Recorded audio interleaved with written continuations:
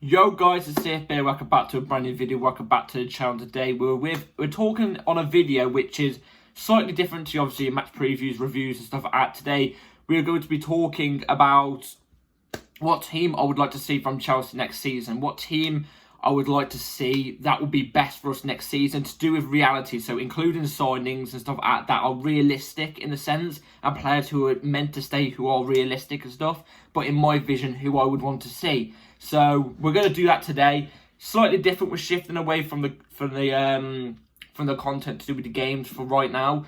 So yeah, before we do get into the video, please like, subscribe, hit the bell notifications to notify every time we upload a video. First link in the description of my streaming channel. Go and check that out. Be very much appreciated. We are so close to 100 subs, so get smashing that subscribe button. You know what I'm saying? Get smashing it. We can do it before the end of the season. That's the goal. So yeah, let's jump straight into the video. Let's first off, before we do move on to the team I want to see, let's quickly go through players I think we should be shipping away, getting rid of. This might come controversial because there's some names in here that might be a little controversial. I'm going to put it up on the screen right here. So let's go through it in a sense, and obviously I'll tell you all why I've decided on these players to go. So Kepa, obviously kickstarting it off, just try and get as much money as possible. The money I put onto the right hand side isn't all accurate. It's just what I think we could possibly get for these players. Kepa, 10 million, has to get off the books. Matson, we're guaranteed 35 million for him because that's his release clause. Bayern and Dortmund, I think, are after him. So there's that, 35 million. Hall as well, release clause, 30 million. A guarantee again. Chilwell we should be getting rid of. Why? Injury riddled, never really available anymore. And when he is available, he's not even great anymore. I'll be completely honest. And I've been a big fan of Chilwell, and I'm saying it like that. So 30 million for Chilwell, I reckon we could get. Malang Sarr, enough said, get rid. Alfie Gilchrist loan, not get rid, loan. Championship loan, especially if it were doing quite well. Ugochukwu, pants. Every time I've seen him, he's been pants. Bar 1 or 2 games. Plus injury riddled. I swear he had a toe injury and he's been out for the whole season. I don't even know. 15 mil, go and get the money back. Gallagher, 50 mil. Look, Gallagher's improved tremendously since last season. Last season, he was diabolical. I couldn't watch him. In terms of his ability and everything like that, he's improved tremendously. But at the same time, he does suit what Poch wants, and that's running. He suits it. He suits the mould. That's why you're seeing him even better. But he has improved a lot. That's why last season I was saying Salim, I reckon we'd only get 15 mil for him. But now he's definitely up around that 50 mil mark. He cares about the club, I get it. But he doesn't have the technical ability. You know what I'm saying? So get the 50 mil for him. Cassidy, loan to the Championship. Send him back out onto the Championship. He should have stayed at Leicester anyway. I don't know why he got brought back. Give him that loan that he deserves. Ziyech, 10 million. He's coming back. He's meant to be coming back from Galatasaray because apparently he's not been great at Galatasaray. So again, just get him off the books. Sterling, Saudi Arabian teams will be after him. They will be after him. 45 million, around that, I reckon we could get for him because he has still put up numbers for us in the games that he's played, but he's just shocking. Watch him, he's shocking, honestly. So I reckon we could get around that price around for him. Mudryk. Now this is the weird one where I might get shouted at by some of you lot. For me personally, he's got to either have a loan or sell. And in my eyes, I think he has the ability. He has the ability, the technical ability. You can see it, but my God, either he's got too much pace and he blasts the ball too high. He can't get a shot on target majority of the time, even though he's got a powerful shot. His passes are either overhit or underhit. And he doesn't have the IQ, the football IQ. I think we'll only get about 30-35 mil for him, honestly, if we're to sell him. But it's better than nothing, isn't it? But it's sad to see because I think there is a player in there. Broja, obviously, as well, get rid. He's not even getting any minutes at Fulham. That just says everything. We got 4 million off him from his loan, so just try and get 15. And Lukaku, obviously. We need to speak about Lukaku. No thank you. He's put up numbers in the Serie A this season. That's why I think teams, especially Saudi Arabian teams, might be looking at him for around that 40-50 mil mark. So be lucky if we can. And then Dacho and Angelo, I want Premier League loans for them. I think they have really, really big potentials. I think this season they've shown it fully as well. I reckon Premier League loans for him. And then maybe next season after next season, it meant if they have those Prem loans and they do well in the Prem, then they can think about bursting into the squad, maybe. So you're looking around about, I reckon, around 320 million for all that. If you include the loan fees, I don't know, maybe just a little bit more, I don't know. But pure profit wise, you're looking at about 130.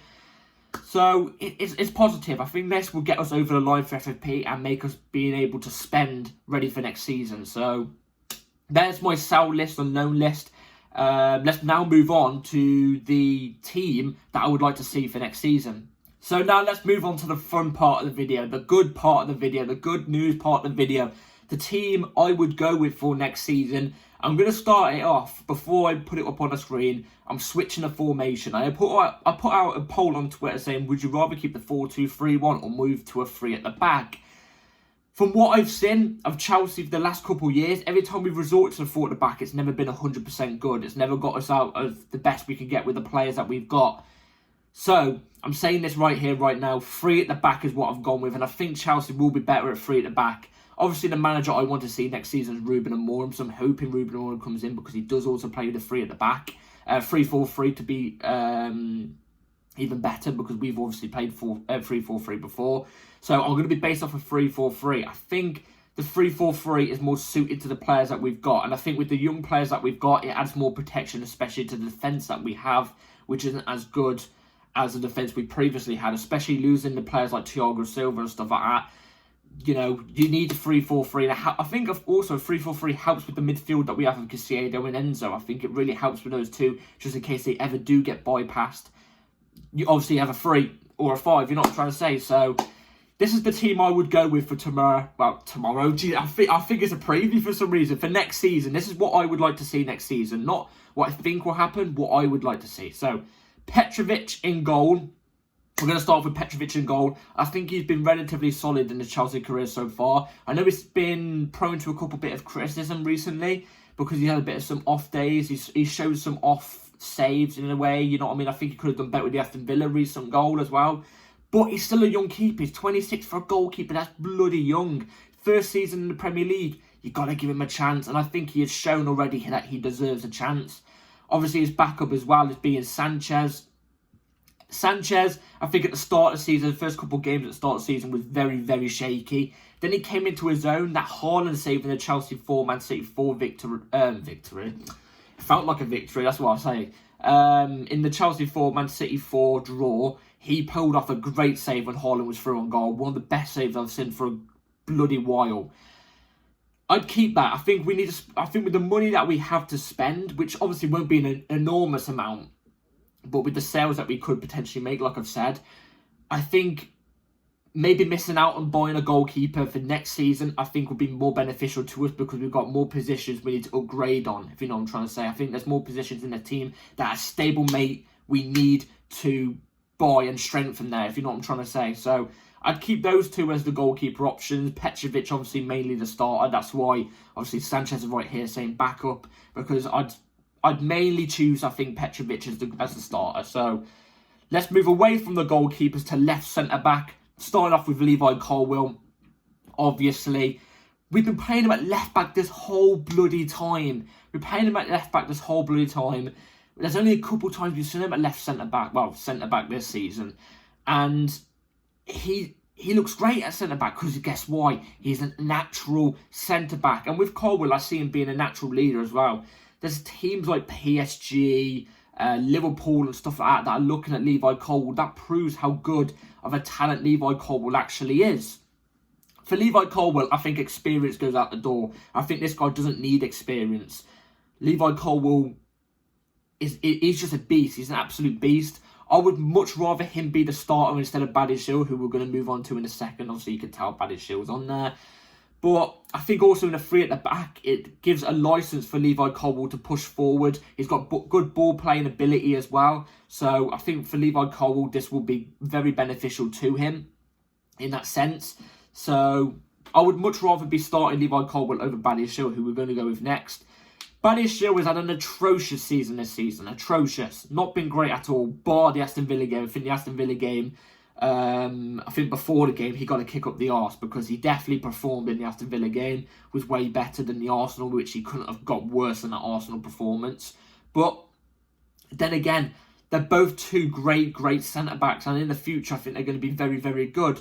So Badiashile, I definitely have to back up for Colwill. I think they're both brilliant centre-backs. Colwill, I see more of a leader type as well. That's why I'd rather start him, because I see him more... We lack leaders, and we're going to lack leaders, because everybody we've been linked with transfer-wise aren't really leaders. But Colwill is that type of leader player, and I think he could get something out of this team, a bit of a tune out of this team. So, yeah. Moving on to the central centre-back position, Diomande is going to be the player I'm going to go with to start off with as the first signing in this team. Why is he going to be the first signing in this team? I've seen a lot of people saying they don't rate Diomande and stuff like that. I have never watched a full game of Diomande. I'll be completely honest with you all. But from what I've seen of him from clips and stuff like that, which is the only thing you can base off when you're not watching the games, Diomande looks like a very top prospect centre-back. This is the only problem though. He's 20 years old. He's 20 years old. I think this is his first full season, senior season as a footballer, I'm pretty sure. That's the only negative part about it. But bar that, he looks exceptional. He looks like an exceptional prospect. And I think for the price of about 45-50 million for a player like Diomande, it may be a little bit too much when you look at how many games he's played, the inexperience that he is. But when you watch him, he looks like a great centre-back. And if we do play, he's used to playing that three at the back, 3-4-3, because that's Ruben Amorim as well. But even if we do bring in Ruben Amorim and we use this formation at Chelsea, and he comes in the centre of that centre, in that three, Ruben Amorim would know how to use him. I'm not saying this team is based off Ruben Amorim as the manager. I'm just saying I'd rather him three at the back. But I'm just saying, if Ruben Amorim comes in, he will know how to use Diomande. So I'm going to go with that. Disasi is the centre-back of Gubb as a backup. I could see Disasi starting ahead of Diomande. Now, if you've been watching me this whole season, you know I'm not a big Disasi fan. In a four at the back, especially right back, oh my God, he's not been great in my eyes. But I think he will really benefit in a three at the back, especially central. He could play right centre-back if we ever needed him to. Same with Diomande, he could play right centre-back if we need him to. But Disasi, I don't know why, but something tells me if we put him in that three at the back, we're going to have some sort of... what happened with Rudiger? You know, he wasn't the greatest defender, but when Tuchel came in, changed it to the three at the back, he became a beast, and I just have a feeling Disasi's got that same thing about him. There's one thing as well you can say about Disasi is he's always 100% fit, he's always 100% ready, and I've got to say this, he always gives 100% to the club. He does. You see the celebrations he does. He seems passionate. And that's one thing that's given me a thing to Disasi, saying, you know what, you're always fit, you're always there, you're always ready to go, and you always seem to commit a lot to the club. Maybe three at the back will change your Chelsea career, maybe. I don't know. That's what I'm going to go with. So, yeah, there's that experience. Disasi's 26, you know. He's got that experience now. He should be an experienced defender to help some of these players. If you had to ask me, I'd rather keep Thiago Silva for another season. I've got to be honest, but he's been confirmed today to be leaving, so good luck, Thiago. I love him so much. Move on to right centre-back. Wesley Fofana as the starting centre-back. Obviously. We have not seen him in 1 minute of an appearance today. We haven't seen him at all for this whole season, because obviously he had that injury towards the end of last season that took him out for the whole of the season. This is my only thing with Wes, is he's such a talent, such a good player, such a good footballer, such a good defender. Ball playing, defensively, he's got the aerial ability, he's got the strength, he's got the experience. He's been in the Premier League for God knows how long now, 4 or 5 years or something like that. For a young player, he is experienced. You can have players in football who are young but haven't experience. You know what I'm trying to say? Wes is one of them. My only problem is the injuries, man. The injuries. Even if we've got him available next season in the league for 20 games, I will take it, because them 20 games he will be at the top. And I fully believe he is going to succeed at Chelsea Football Club. I'm just praying the surgery that he's got is going to help him. I'm hoping so much. Back up to him, Trevor Chalobah.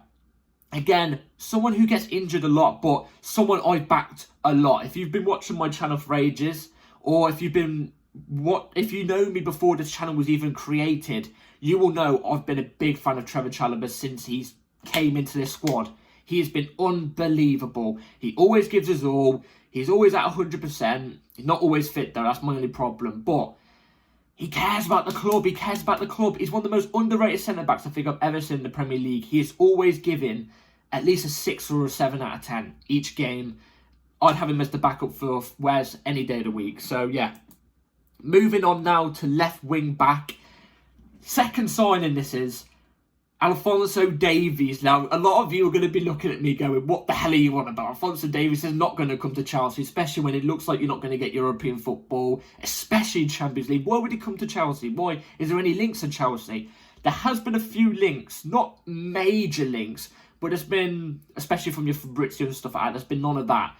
But from a couple very, very reliable sources from Chelsea, who are very, very reliable around the Chelsea thing, they've all said that Chelsea are monitoring the Alphonso Davies situation. They'd be interested in Alphonso Davies.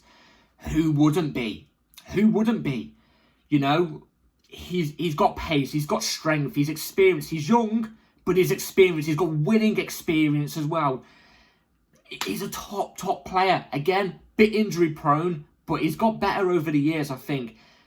I've been a big fan of Davies ever since, I think, the 2020 season when he won the Champions League with Bayern Munich as Hansi Flicker's manager. When he came to the bridge and he bloody wiped us off the water, he did. He was unbelievable. I've never seen pace like it in my entire life. He might be quicker than Mudryk. 55 million. How do I know the price is this low? Because Real Madrid are interested in Davies. But from what I've seen the past couple of weeks are that Bayern Munich want in between 50 to 60 million euros for Alphonso Davies. That equates to about, if it's on about 60 million euros, it equates around the 55 million mark. I don't properly know. I'm not a financial person. But it equates around that. While Real Madrid only want to pay, from what I've seen, 25 to 30 million euros. That's all they want to pay for him. And I've heard the past couple of days that apparently they're looking at dropping out of the race for him. There's a free run at him. Nobody else is interested. There's a free run at him. He doesn't really want to apparently sign a Bayern Munich contract. He's not against it, but he'd rather set a new challenge and stuff like that. There's an interview out there that literally Alphonso Davies from his own mouth says if he had to support any club in England, it would be Chelsea because he grew up watching Chelsea and his dad's a Chelsea fan. I think that's what he said. His dad's a Chelsea fan. Oh my God, please to God, go and get him. Go and get him. We're looking for a left back. That's been confirmed. Please, he's there. He's the best one you can possibly go for. It would be an absolute statement signing if we could pull this off. But moving away from Davies, Cucurella is the backup. I'd keep Cucurella over Chilwell. I think Cucurella is more fit, he's more available, and I think he puts in more solid performances. He's got versatility, so Cucurella could also play left centre-back as well. We've seen that in the back three. And have Cucurella as the backup any day of the week. Sorry, Chilwell. So that would be my left wing-back slot. Move on to right wing-back. Simple, easy. Reece James as your starter. I'm just hoping this surgery that we've been begging him to go and get for years now, ever since he's been riddled with injuries, I'm hoping this surgery is going to really, really help him. I really hope it is, because what a player Reece James is. He adds so much to the team. Chance creation, goal scoring. He's versatile. He can play at right centre-back if we ever need to and Wes gets injured and we don't fancy playing Trev, or Trev playing out of another position because someone else is injured. We can play Reece James right centre-back and then Gusto right wing-back. We can. And that brings in so much more stability as well. It brings in just as much stability as what we are in right now. Reece James right wing-back, do I have to explain any more? Same with Gusto. And I feel for Gusto because Gusto has been unbelievable. In my opinion, this might be a little bit biased, but I think Gusto has been the best right back in the league this season. I think every time he's played, he's been solid. He has been nothing short of, again, like Trevor Chalobah, a 6 or 7 out of 10 each game. Honestly, he's been great, but he's competing against the best right wing back or right back in the world. Because when Reece James is fit and he's on it, he is the best. He is the best. it's so annoying. Like I said, if Reece James ever plays a right centre-back, then Gusto's got that. But I feel for Gusto. That's not me saying Gusto's never going to get game time. He is. He deserves game time more than anyone. And if he ever plays better than Reece James one game, then he's starting the next game. We need quality in every single position, is the thing. We need quality in every single position to make the other players, make every single player try and be at their best each and every time. Do you know what I'm trying to say? Gusto and Reece James, obviously, right wing back options. So yeah, moving on to the next one. Left centre mid, if you want to say. Enzo Fernandez is the guy I'd start off with. Obviously, another player, I can't believe I'm saying it again, who's gone to go and get surgery. This isn't like a reoccurring injury for Enzo, obviously. This is more of like it's a problem that he's got right now, the hernia. And he's going to be out for the rest of the season. I see a lot of people ridiculing Enzo, saying, oh, I haven't seen him at his best. I've never seen him 100 million worth player there. For me, personally, I don't go overboard with values for players because, especially if they're young, you know, it's the club's fault for chucking that value of the player on that player. Do you know what I'm trying to say? I don't think anybody's worth 100 odd million unless it's Mbappe. You know what I'm trying to say? Mbappe, Haaland, you know, the top elite players. They're the only ones you'd say are 100 million worth. But Enzo's been so solid. He gives us all for Chelsea. How do I know that? He's been on bloody painkillers pretty much this whole season. And he's putting great performance even with the painkillers on. You know what I'm trying to say? That Liverpool performance at the very, very start of the season as well was one of the best midfielder performances I've seen in a long time. He's going to be at his best next season. I think with an actual manager in charge who can actually give tactics out to the players and give instructions out to the players and develop him and stuff like that, give him a pattern play. I think Enzo is the main vocal point of this team in terms of like our chance creation, dictating the play, controlling the game. He's one of the guys. He's one of the main guys. And I'll not ever give up on Enzo Fernandez. He's one of my favourite players in this team. You can see the quality. And if you don't see the quality, then I don't know if you've got a footballing brain. Santos is his backup. Andre Santos bringing the team. Again. Alphonso Davies. Santos isn't experienced. He's not an experienced player. He's not an old player. But he has quite a bit of experience in senior football already. He's been playing it for quite a while now. But he's a captain. He's a captain for Brazilian under-20s, under-21s, I can't remember. But he's always been a captain. So he's got that leadership about him. My only problem is he's young. But I think he's very, very ready for the Premier League. I honestly think he's ready for the Premier League. I think having him into the squad bolsters up our squad so much. I've always wanted Santos in the squad since last season. Before we even put him out on loan, I was saying, bring him in the squad. This season, in pre-season, I was saying we better keep him. We loaned him out, and it's so annoying. But at Strasbourg, he showed his quality, and he's shown a lot of people why he should be in the squad next season, in my opinion. So I'd have Santos in there any day of the week. He's versatile. He could play in that the right midfield role as well, that we're going to get into right here, right now. So Caicedo, right centre mid, obviously. In the double pivot, like I said, I think with a 3 at the back or 5 at the back, whatever you want to say, I think it really, really helps Caicedo as well, especially defensively, because if we ever need Enzo to push up, if we ever do need him to, Caicedo will be majority of the time the one laying back and sweep up the pitch. That performance I saw the other day against Aston Villa from Caicedo was the best performance I've seen from Caicedo. That's the Brighton Caicedo we've paid 100 million for. Again, 100 million is not his fault, that's Brighton's fault. But I've got no doubt as well, same with Enzo, same thing goes with Caicedo. Got no doubt in my mind that Caicedo will be a vital part for Chelsea going forward. Again, he's another young player. It's the only problem, he's a young player, but he's such quality.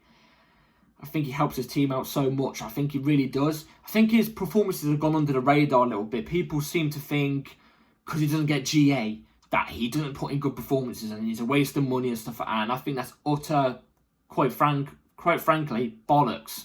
I think that's bollocks. He's been unbelievable. He's had a couple bad games, especially that debut one. But again, no doubt in my mind, Caicedo will succeed at Chelsea. He has to be in that starting position. Backup, Romeo Lavia. It's a shame we've not seen more of Romeo Lavia this season because he's a quality player. We all know this. Romeo Lavia is a quality player. We've seen it at Southampton. He played God knows how many minutes for Southampton. He only plays 30 minutes here at Chelsea. He's injured for the rest of the season. Doesn't make any sense. But Lavia, again, is going to be a big player for us. I think he's going to be big going forward. He didn't have that versatility, but Caicedo could play that Enzo role if we really needed him to, and Lavia could play that DM role. We could play them both in the same team. But with Lavia, again, inexperienced. It's my only thing. He's inexperienced, but I think defensively, I think coming on late on in the game, I think he very, very he has that stability to the team. If we need to shut up the game, especially with how young he is as well, coming on at the end of the game, I think he'd be very vital to this team. Romeo Lavia, you could check out my last year's video when I said I want to see from what team I'd like to see from Chelsea next season. Romeo Lavia was in that team. He was in that DM slot in a 4 at the back, which was my mistake because I didn't realise 4 at the back wouldn't work with these players. But I've got trust in Lavia. He's still very, very young. Let's just hope he's not as injury riddled next season. You know what I'm trying to say? So, yeah, moving on to. Now, you're probably going to look at this formation and go 3-4-3, wide players. It's not going to be necessarily wide players. They can be used as wide players, but I want to use it in that Tuchel system where it's a 3-4-3, but the two behind the striker, in terms of what you think the wide two would be, are going to be 2 10s. But obviously they could drift that wide. I'd have them as 2 10s. And obviously that benefits the player I'm going to move on first with in that left cam position, Nkunku. Nkunku, this is another story, it's another one. Injury riddled this season. How many times am I going to have to say this video? But when Nkunku is in this team, when you've got Nkunku driving at players, when you've got Nkunku in your starting 11, he has experience. He's been a top footballer for a while now. His quality, when he's fit, if he's fit next season, he'll be a very big, vital part to our team. Very big, vital part. And I think nobody's ever really going to disagree with that. I think a lot of people, even rival fans, if you're watching this, you can all agree Christopher Nkunku is an absolute baller. He's barely played any minutes this season. He's got 2 goals. You know what I'm trying to say? That Liverpool one just showed all of his quality. You know what I'm trying to say? So, obviously, Nkunku, self-explanatory. I have him in that left cam position. Or you could do right, or you could do ST, whatever you want. This is where we're going to go on to a third purchase.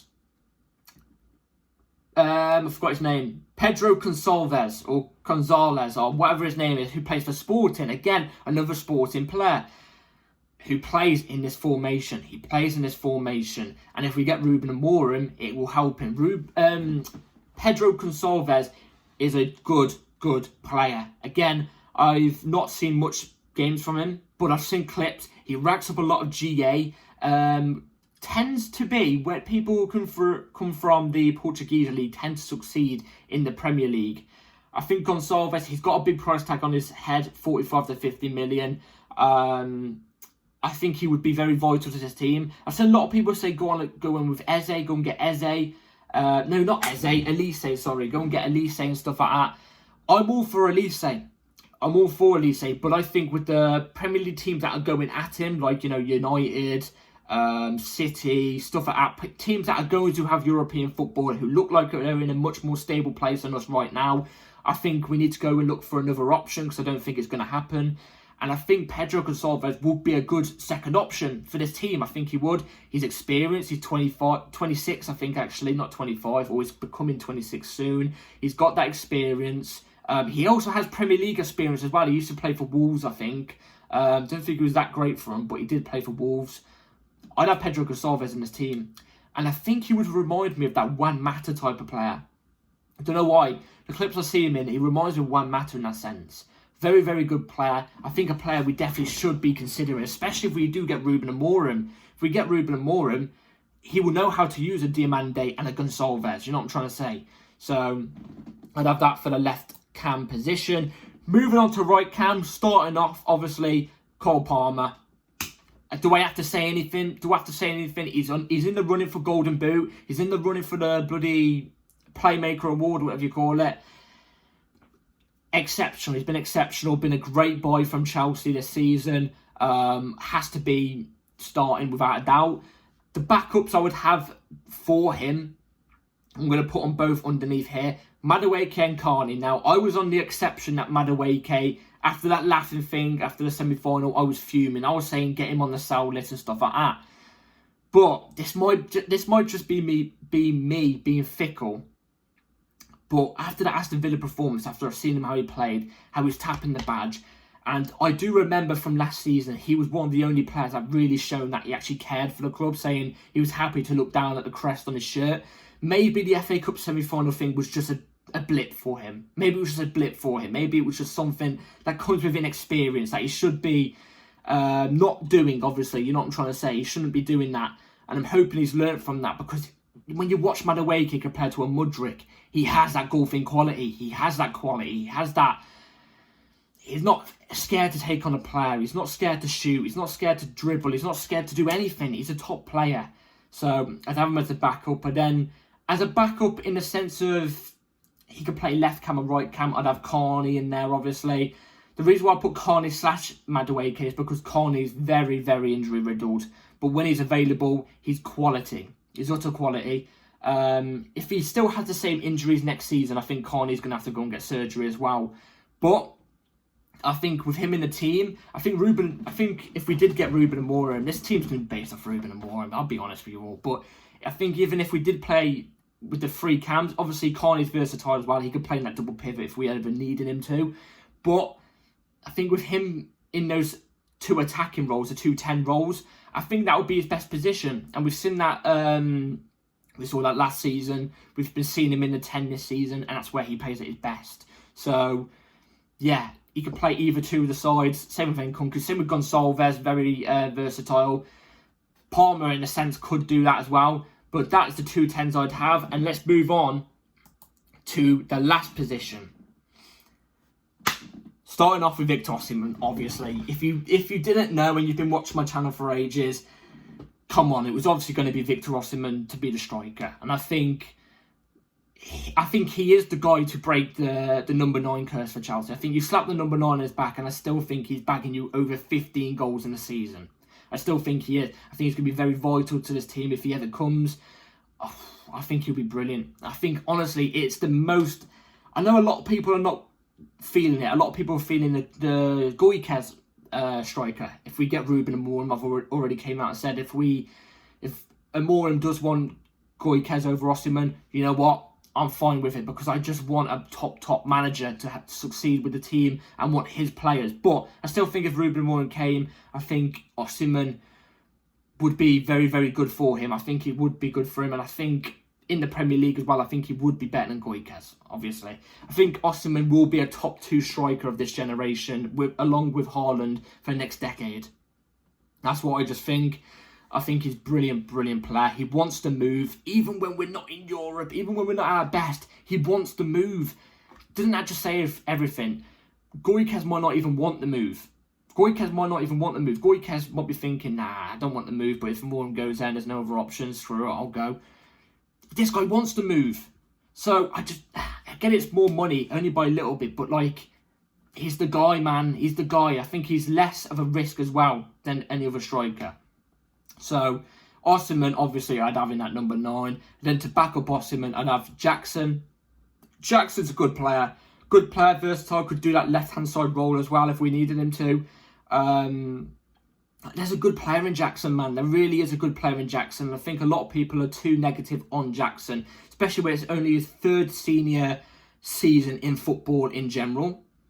First Premier League season, and I think he's shown so much quality. And I think with a number 9 like Osimhen up there, who is experienced, who's been around the footballing world for a little bit now, who is a winner, I think with an Osimhen there to lead the role for about 4 or 5 years, 3 or 4 years, obviously, something like that, Jackson will learn a lot from him, and he will get his game time. It will come to him. But I really like Jackson. I really do, and I think he deserves to stay in this team. I think he fully deserves to stay in this team. I'm just thinking right now about that Nkunku, Osimhen, Palmer, Nkunku, Osimhen and Palmer link up with the 3 of them up front. Oh, God, that would be dangerous. That would be dangerous. I'm saying this right here, right now. This will not flop. If that was the front 3, it would not flop. That sorts out all of our front 3. And mainly it also helps with the team around him, you know. You may look at this team and think, look, you've been screaming out for experience. You've been screaming out for experience. I know I have. But you look at players like, I'm going to try and name some experienced players. You look at Disasi, you look at Wes, Chalobah. Well, Chalobah's not really an experienced player, but you could technically class him under that. Reece James, you could class him under that.